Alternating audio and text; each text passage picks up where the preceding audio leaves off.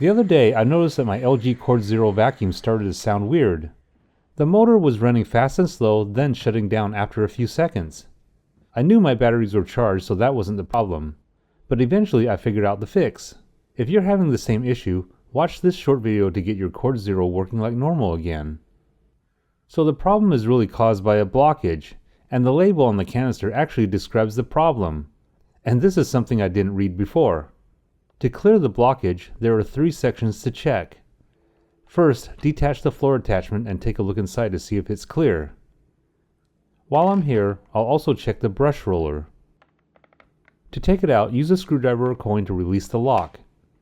Then flip the side up and take the brush out to clean it. Too much hair and lint can get this part jammed up.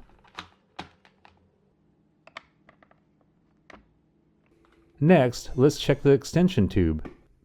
I didn't think I'd see anything in here, but actually there was a bit of lint stuck inside. This could cause a larger buildup later. Next, check the motor. This is where my problem was. It's currently clean, but I'll show you where I found the blockage. So I'll take this outside and empty it first. And I always keep a stick around to help completely clear this out. Next, I'll need the nozzle attachment. I'll use this to detach the solid filter. Just insert it in the center and give it a counterclockwise turn. Only with this out, I was able to see and remove a large lint ball completely blocking the main opening.